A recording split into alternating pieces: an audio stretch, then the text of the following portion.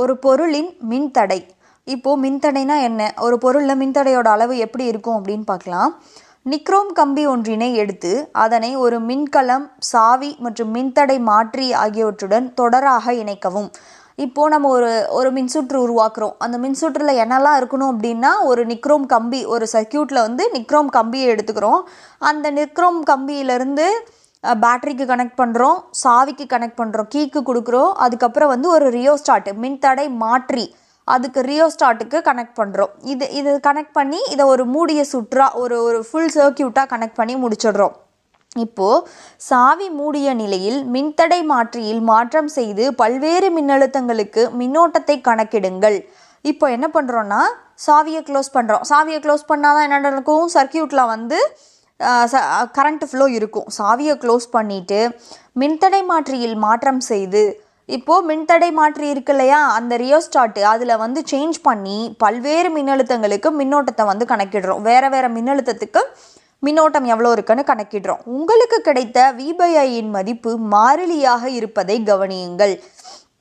இப்போது நமக்கு கிடைச்ச மின்தடையோட மதிப்பு V/I, அதாவது V/I ஃபைண்ட் அவுட் பண்ணால் என்ன, மின்தடை R தானே. V/Iயோட மதிப்பு வந்து மாறிலியாக இருப்பதை கவனியுங்கள். அது என்னன்னா, சேஞ்ச் ஆகாமல் ஒரே வேல்யூவாக இருக்கும். இதே சோதனையை நிக்ரோமுக்கு பதிலாக தாமிர கம்பியினை பயன்படுத்தி செய்து பாருங்கள். இங்கும் V/I மதிப்பு மாறிலியாக இருந்தாலும் ஒரே மின்னழுத்த வேறுபாட்டிற்கு மின்னோட்டத்தின் மதிப்பு மாறுபடுவதை கவனியுங்கள். என்னென்னா, இப்போது நிக்ரோம் கம்பியை எடுத்து கனெக்ட் பண்ணுறோம். கனெக்ட் பண்ணி மின்னழுத்தத்தையும் மின்னோட்டத்தையும் கனெக்ட் பண்ணி பார்க்கும்போது V/Iயோட மதிப்பு வந்து நமக்கு கான்ஸ்டண்ட்டாக கிடைக்குது. கடைசியாக கிடைக்கிற அந்த V/Iயோட வேல்யூ வந்து கான்ஸ்டண்ட்டாக கிடைக்குது. இப்போது நிக்ரோமுக்கு பதிலாக நிக்ரோமை கலட்டிட்டு அதுக்கு பதிலாக ஒரு தாமிர கம்பியை நம்ம கனெக்ட் பண்ணுறோம். அப்போவும் என்ன நடக்குதுன்னா, V/Iயோட வேல்யூ வந்து ஒரு கான்ஸ்டன்ட் வேல்யூவாக கிடைக்குது. ஆனால் அது மாறிலியாக இருந்தாலுமே ஒரே மின்னழுத்த வேறுபாட்டிற்கு மின்னோட்டத்தின் மதிப்பு மாறுபடுவதை கவனியுங்கள். ஆனால் இந்த தாமிர கம்பியில் என்ன நடக்குதுன்னா, மின்னழுத்தம் அதே தான் இருக்குது, ஆனால் அங்கே மின்னோட்டம் மாறுது. அது மாதிரி இதேபோல் தாமிர கம்பிக்கு பதிலாக அலுமினிய கம்பியை பயன்படுத்தும் போதும் ஒரே மின்னழுத்த வேறுபாட்டுக்கு மின்னோட்டத்தின் மதிப்பு மாறுபடுவதை கவனியுங்கள். தாமிரம் மட்டும் இல்லை, தாமிர கம்பியை எடுத்துகிட்டு அந்த இடத்துல அலுமினிய கம்பியை யூஸ் பண்ணாலுமே மின்னழுத்தம் அதே தான், ஆனால் அங்கே மின்னோட்டம் மாறுபடுது. இதுக்கான காரணம் என்ன அப்படின்னு பார்க்கலாம். ஒரே மின்னழுத்தத்திற்கு வெவ்வேறு பொருள்களுக்கு வெவ்வேறு மின்னோட்ட மதிப்பு கிடைத்திருப்பது வெவ்வேறு பொருள்களுக்கு மின்தடை மதிப்பு வெவ்வேறாக இருக்கும் என்பதை காட்டுகிறது. என்னன்னா, இப்போது மின்னழுத்த வேறுபாடு, மின்னழுத்தம்ன்றது கான்ஸ்டண்ட்டாக ஒரு வேல்யூ வச்சுருக்கோம். அந்த இடத்துல நிக்ரோம் யூஸ் பண்ணியிருக்கோம், அலுமினியம் யூஸ் பண்ணியிருக்கோம், தாமிரம் யூஸ் பண்ணியிருக்கோம். எல்லாத்துக்கும் மின்னழுத்தம் அதுவே தான் இருக்குது. ஆனால் அந்த இடத்துல கரண்ட் வேல்யூ மாறுது. அப்போ அதுக்கான காரணம் என்ன, எதனால் அங்கே மாற்றம் அடையுது, மின்தடை மாறுறதுனால. ஒவ்வொரு பொருளுக்குமான மின்தடை வேற வேறன்றதுனால ஒரே மின்னழுத்தத்துக்கு வெவ்வேறு கரண்ட் வேல்யூஸ் காட்டுது. ஸோ இப்போது மின்தடை என்றால் என்ன என்ற கேள்வி இப்பொழுது எழுகிறது. இப்போ என்னென்னா, அப்போது இந்த மின்தடை ஏதோ ஒரு வேலை செய்யுது, அதனால தான் மின்னழுத்தம் ஒரே மாதிரி இருந்தாலும் மின்னோட்டம் மாறுது. அப்போது இந்த மின்தடை என்ன வேலை பார்க்குது, மின்தடைனா என்ன அப்படின்னு சொல்லிட்டு பார்க்கலாம். ஒரு பொருள் வழியாக மின்னூட்டங்கள் பாய்ந்து செல்வதை அல்லது மின்னோட்டம் பாய்வதை எதிர்க்கும் பண்பு அந்த பொருளின் மின்தடையாகும். மின்தடை அப்படின்னா என்னன்னா, ஒரு பொருள் வழியாக மின்னூட்டங்கள் பாய்ந்து செல்வதையும் அது வழியாக மின்னோட்டம் பாய்வதையும் எதிர்ப்பது, அதை எதிர்க்கிற பண்பு தான் மின்தடை. அதில் பேர்லேயே இருக்குது தடை, மின்தடை. மின்னோட்டத்தை தடை செய்யும், மின்னோட்டத்தை தடை செய்கிற பண்பு தான் வந்து மின்தடை அப்படின்னு சொல்கிறோம். ஒரு பொருளின் மின்தடை என்பது ஒரு பொருளின் வழியே மின்னூட்டம் பாய்வதை, அதாவது மின்னோட்டம் செல்வதை எதிர்க்கும் பண்பாகும். இது வெவ்வேறு பொருள்களுக்கு வெவ்வேறாக இருக்கும். அதே மாதிரி அதே டெஃபினிஷனை தான் சொல்கிறாங்க. ஒரு பொருளோட மின்தடை அப்படின்றது அந்த பொருளில் மின்னூட்டம், சார்ஜஸ் ஃப்ளோ, கரண்ட் ஃப்ளோ இருக்கிறத தடை செய்கிறது, அதை வந்து அதோட ஃப்ளோவில் தடுக்கிறது வேலையை பண்ணுறது தான் மின்தடை. அதே மாதிரி இந்த மின்தடைன்றது எல்லா பொருள்களுக்கும் ஒரே மாதிரி இருக்காது. இந்த மின்தடை வேல்யூ வந்து வெவ்வேறு பொருளுக்கு வெவ்வேறு அளவாக இருக்கும். ஓம் விதியிலிருந்து V/I is equal to R என எழுதலாம். ஓம் விதியோட ஃபார்முலா என்ன? V is equal to IR. இதில் R வேல்யூ தான் Rன்றது மின்தடைன்னு சொன்னோம். அப்போவே R தான் நமக்கு வேணும்னா V/Iன்னு எழுதலாமா? ஸோ ஓம் விதியிலிருந்து Rக்கான ஃபார்முலா என்ன சொல்லலாம்னா V/Iன்னு சொல்லலாம்.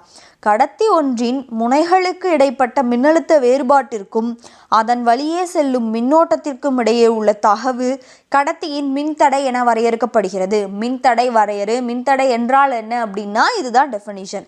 கடத்தி ஒன்றின் முனைகளுக்கு இடைப்பட்ட மின்னழுத்த வேறுபாட்டிற்கும் Vக்கும் அக்கடத்தியின் வழியே பாயும் மின்னோட்டம் Iக்கும் இடையே உள்ள தகவு கடத்தியின் மின்தடை என வரையறுக்கப்படுகிறது. அந்த கடத்தியோட மின்தடைனா என்னன்னா மின்னழுத்த வேறுபாட்டுக்கும் கரண்ட்டுக்கும் இடையில் இருக்கிற டிவிஷன், அதாவது அதை ரெண்டையும் டிவைட் பண்ணால் கிடைக்கிறது. அது ரெண்டுக்குமான தகவு தான் மின்தடை அப்படின்னு சொல்லிட்டு வரையறுக்கிறோம். மின்தடையின் அலகு.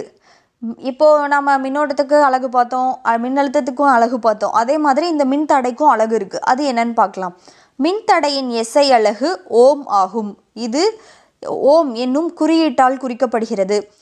இந்த மின்தடையோட SI அலகு என்னன்னு சொல்கிறாங்கன்னா ஓம்னு சொல்கிறாங்க. அதோட குறியீடு பாருங்களேன், யூவை திருப்பி போட்ட மாதிரி இருக்கும். இதுதான் ஓம் அப்படின்றதோட குறியீடு. ஒரு கடத்தியின் முனைகளுக்கு இடையே உள்ள மின்னழுத்த வேறுபாடு 1 வோல்ட்டாக இருக்கும்போது கடத்தியில் செல்லும் மின்னோட்டம் 1 ஆம்பியர் எனில் அதன் மின்தடை 1 ஓம் ஆகும். இப்போ எப்படி நம்ம மின்தடைக்கு ஒரு டெஃபினிஷன் பார்த்துட்டு அதாவது மின்னழுத்த வேறுபாட்டுக்கு ஒரு டெஃபினிஷன் பார்த்துட்டு 1 வோல்ட்டுக்கு எப்படி சொன்னோமோ அதே மாதிரி தான் மின்தடையோட டெஃபினிஷன் பார்த்தோம். அதை வச்சே இப்போ 1 ஓமுக்கு சொல்கிறோம். எப்படி? ஒரு கடத்தியின் முனைகளுக்கிடையே மின்னழுத்த வேறுபாடு 1 வோல்ட்டாக இருக்கும்போது அந்த கடத்தியில் பாயிற மின்னோட்டமும் 1 ஆம்பியராக இருக்கும்போது, மின்னோட்டத்தோட அளவும் 1 ஆம்பியராக இருக்கும்போது அதோடைய மின்தடை என்னவாக இருக்கும் அப்படின்னா 1 ஓமாக இருக்கும் அப்படின்னு சொல்கிறாங்க. So 1 ohm is equal to 1 volt divided by 1 ampere அப்படின்றது ஃபார்முலா. ஏன்னா V/I இஸ் ஈக்குவல் டு Rன்னு சொன்னோம் இல்லையா? ஸோ Vனா வோல்ட்டு, Iனா ஆம்பியர், Rனா ohm. So 1 ohm is equal to 1 volt divided by 1 ampere அப்படின்றது ஈக்குவேஷனாக எழுதுகிறோம். இது 1 ஓம் வரையறு அப்படின்னா 1 ஓம் வரையறுனா இதுதான் டெஃபினிஷன். நெக்ஸ்ட்டு தீர்க்கப்பட்ட கணக்கு 3. 30 வோல்ட் மின்னழுத்த வேறுபாடு கொண்ட ஒரு கடத்தியின் முனைகளுக்கிடையே 2 ஆம்பியர் மின்னோட்டம் செல்கிறது எனில் அதன் மின்தடையை காண்க. இப்போது மின்னழுத்த வேறுபாடு கொடுத்துருக்காங்க, கரண்ட்டு கொடுத்துருக்காங்க, மின்தடை கேட்குறாங்க. ஸோ தீர்வு கடத்தியில் செல்லும் மின்னோட்டம் I is equal to 2 ampere. மின்னழுத்த வேறுபாடு V is equal to 30 volt. I value எழுதிட்டோம், V வேல்யூ எழுதிட்டோம். இப்போ ஃபார்முலா, ஓம் விதி ஃபார்முலா என்ன? V is equal to IR. அப்போ ஓம் விதிப்படி R ஃபார்முலா என்ன? R is equal to V/I. Vக்கு 30ன்னு சப்ஸ்டியூட் பண்ணுறோம், Iக்கு 2ன்னு சப்ஸ்டியூட் பண்ணுறோம். ஸோ இதை 30/2ன்றதை கேன்சல் பண்ணால் என்ன கிடைக்கும்? 15 கிடைக்குமா? ஏன்னா 1 2 2 மேலே 5 2 30.